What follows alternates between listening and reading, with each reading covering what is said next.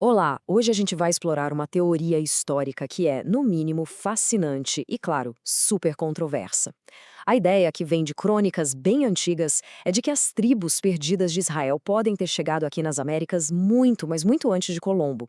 A pergunta que guia toda a nossa conversa é essa: e se a história que a gente conhece está incompleta? E se os povos nativos das Américas fossem, na verdade, os descendentes daqueles antigos israelitas que sumiram do mapa milênios atrás? Parece loucura? Bom, vamos mergulhar nesses relatos. A nossa história começa com os primeiros europeus que chegaram por aqui.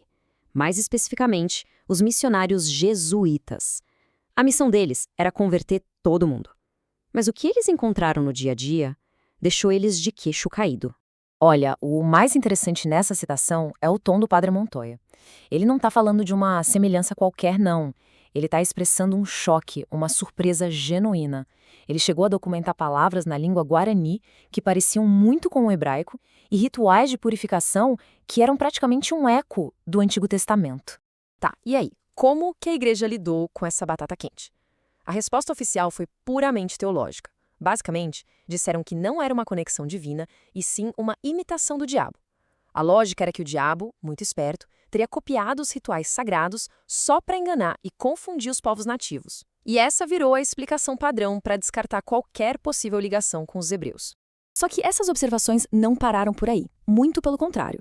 Outros cronistas começaram a anotar uma lista cada vez maior de semelhanças que eram, sinceramente, bem difíceis de ignorar. Vamos dar uma olhada em algumas das evidências mais fortes que os defensores dessa teoria usam. O Frei Diego Duran foi um dos que cavou mais fundo nisso. Ele ficou de olho no festival Toxcatl e percebeu que os astecas comiam pães sem fermento, muito parecidos com um pão ázimo judaico, e faziam rituais com sangue que o lembraram na hora da Páscoa original, lá do Egito. Para o Duran, não tinha dúvida, era uma versão talvez corrompida, mas ainda assim reconhecível da Páscoa. E tem mais. O Duran também descreveu um grupo de sacerdotes astecas que seguia regras idênticas às dos nazireus da Bíblia, tipo o Sansão. Eles não podiam cortar o cabelo, não bebiam álcool e viviam isolados no templo. A semelhança era simplesmente espantosa. Agora, talvez um dos paralelos mais impressionantes seja este aqui. Os astecas contavam a história de sua migração de uma terra distante, chamada Aztlán, e nessa jornada eles eram guiados por um objeto sagrado, um tipo de fardo carregado por 4 sacerdotes que ninguém mais podia tocar sob pena de morte. O Duran olhou para isso e viu um espelho perfeito da Arca da Aliança sendo carregada pelos levitas no deserto. E a lista, gente, só cresce. Cronistas como Las Casas documentaram costumes em toda a América que pareciam ter saído direto da Torá, os 5 primeiros livros da Bíblia. Coisas como o casamento levirato, rituais de purificação, franjas nas roupas, leis de hospitalidade e até circuncisão em algumas regiões. É um padrão que se repetia e ficava cada vez mais difícil de simplesmente ignorar. Certo. Então vem a pergunta de US$ 1 milhão. Se todas essas evidências existiam, por que essa teoria não é super conhecida e discutida nos livros de história? A resposta, segundo a fonte, está numa campanha muito bem orquestrada de apagamento histórico. Se a gente olha para as linhas do tempo lado a lado, um padrão começa a surgir. A mesma estrutura religiosa que perseguia grupos que guardavam o sábado e outras leis da Torá lá na Europa, agora estava aqui na América, batendo de frente com rituais nativos muito parecidos. As campanhas de extirpação de idolatria no Peru, por exemplo, tinham o objetivo claro de destruir essas práticas ancestrais. Essa citação do Frei Diego de Landa é brutal. É uma confissão. Milhares de livros maias, os códices, que guardavam a história, a genealogia, todo o conhecimento daquele povo foram queimados. A teoria argumenta que esses registros teriam a prova definitiva da conexão com Israel. Ao destruir tudo, a história foi efetivamente apagada, deixando para trás só a narrativa de pagãos idólatras. Então, aqui está o pulo do gato. Existia uma razão muito estratégica para negar essa conexão. Se os indígenas fossem descendentes de israelitas, eles seriam considerados hereges relapsos e cairiam direto na jurisdição da Inquisição.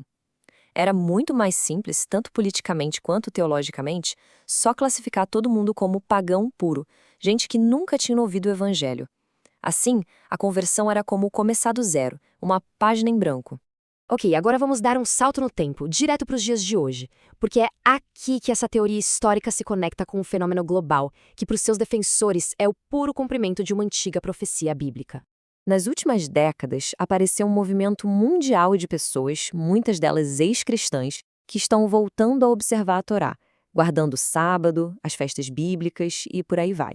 E o mais surpreendente é que a maior concentração desse movimento está de longe na América Latina, exatamente onde as populações nativas são mais numerosas. Coincidência? Os seguidores dessa teoria interpretam esse movimento todo através daquela profecia de Ezequiel do Vale dos Ossos Secos. O ruído da informação na internet faz os ossos, que seriam os descendentes espalhados, se encontrarem. Aí eles formam comunidades, que seria a carne, e começam a adotar as práticas, a pele. Eles acreditam que o último estágio será um despertar espiritual em massa. A fonte também menciona uma linha do tempo profética. Eles interpretam uma passagem lá em Gênesis que sugere que a história humana teria um grande ciclo de 120 jubileus. Como o jubileu tem 50 anos, isso daria um total de 6.000 anos antes de uma nova era. E segundo essa visão, a gente estaria justamente no finalzinho desse ciclo, um tempo que foi profetizado para a restauração de todas as coisas, incluindo a identidade perdida de Israel. E é aqui que a gente termina com essa grande dúvida no ar. Será que estamos testemunhando a revelação de uma história que foi deliberadamente escondida por séculos? Ou será que tudo isso é um fenômeno moderno de pessoas que estão reinterpretando o próprio passado através das lentes de profecias antigas? A resposta talvez continue enterrada em algum lugar entre as páginas da história e a fé de cada um.